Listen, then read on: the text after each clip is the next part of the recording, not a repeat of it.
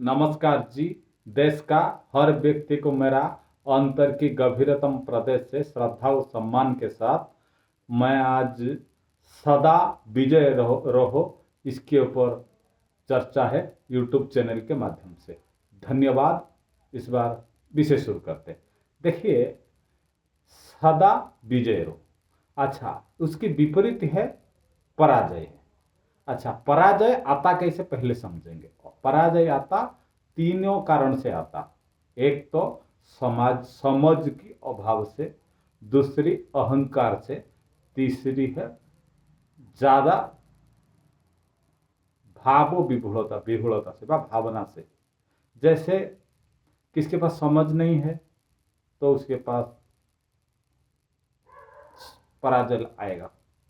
समझ होते हुए भी जिसके पास अहंकार है वो समझ को मिसगाइडेड कर देगा, वो फिर विफल हो जाएगा। जिसके पास भावनात्मक कार्य करेगा और भाव विफलता रहेगा उसका भी वो भी विफल हो जाएगा, समझ उसी का मिसगाइडेड हो जाएगा। इसी का उदाहरण समझाते। रावण ऐसे व्यक्ति था संसार में, उसी के पास समझ की कोई कमी नहीं था। क्यों? धराधाम में वो ब्रह्मा का एक पुत्र है, भगवान शंकर का वो पुत्र है, तो उसकी समझ की कोई कमी नहीं था। बाकी उसको पता था सीता माता जी का हरण करने ही उसकी मृत्यु होगा, उसी को कोई नहीं संसार में बचा पाएगा। बाकी उसी को यही घमंड हो गया जो ये तो वन में रहने वाले आदमी, ये सीता नहीं, कोई अलग सीता होगा जरूर, ये सीता नहीं है, इससे क्या तो कोई दिक्कत नहीं भाई। तो ये ही अहंकार में वो बेचारा, उसी का समझ जो है वो मिसगाइडेड हो गया, उसी का अंत हो गया। देखिए, द्रोणाचार्य जो थे वो बड़ी समझदार आदमी थे, लड़ाके थे, डिसिप्लिन आदमी थे, सब कुछ सही था उनके पास। बाकी उनकी एक भावना था, पुत्र अस्वस्थमा मृत्यु का संवाद पाते ही वो भाव विभोर हो गई। वो सही गलत समझने के लिए उनके पास वो समझ हर गया, वो विफल हो गई। तो अभी मैं आपको दो ही बात बता दिया। जे समझ होते हुए अहंकार और भावनात्मक में आदमी विफल हो जाता। चलिए, सदा विजय रहो, इसी का प्रतीक होते भगवान निराकार पुरुष अनंत नारायण, जिसके पास कोई रूपरेख नहीं।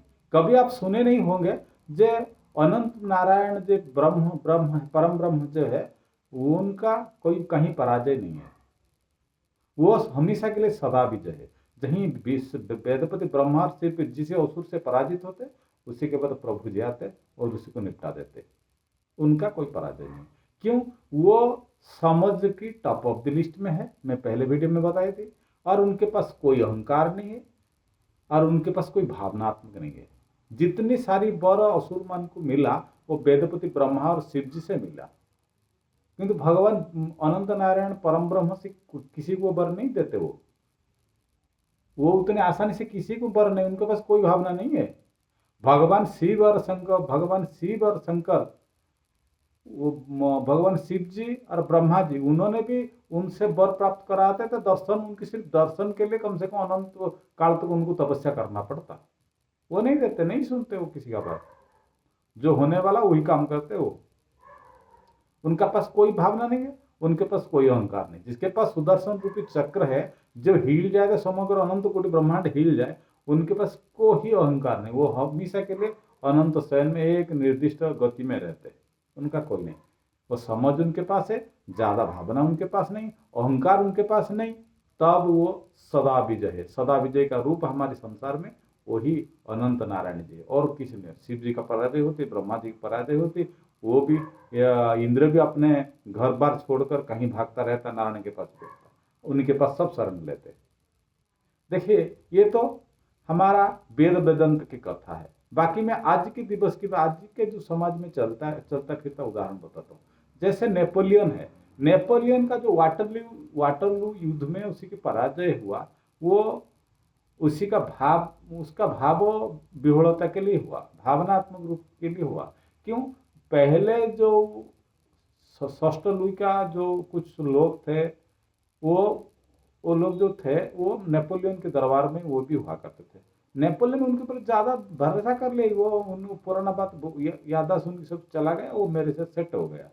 तो उनके ऊपर उनका बड़ी भावना रह गया।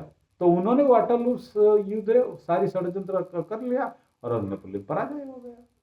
जब उनके पास वही भावनात्मक नहीं रहता, उनको पर हर मोमेंट पर उनकी वफादारी को चेक करते रहते, नेपोलियन को भी वहां भी नहीं होता, उनका भी पराजय नहीं होता। देखिए शिवाजी महाराज ऐसे व्यक्ति थे, वो थोड़ा दिन हमारा 500 साल के अंदर वो बड़ी सदा विजय रहे अपने जीवन में। उनके पास अहंकार नहीं था, समाज के टॉप ऑफ द लिस्ट में थे। अब उनके पास कोई भावनात्मक रूप नहीं था, जो करना वाली काम वो करते थे। चाणक्य, मौर्य साम्राज्य चाणक्य के निर्देश में चलता था। चाणक्य कभी ना अहंकार था ना भावनात्मक व्यवस्था था, कोई समझौता नहीं उनके पास। ये चीज आपके पास रहेगा तो आप लोग अपने आपके जीवन में आपका आने वाला पीढ़ी भी ये तीनों चीज को ध्यान में रखते हुए काम करोगे तो आपका विजय हमेशा के लिए रहेगा। चलिए इस वीडियो में इतना, धन्यवाद, नमस्कार।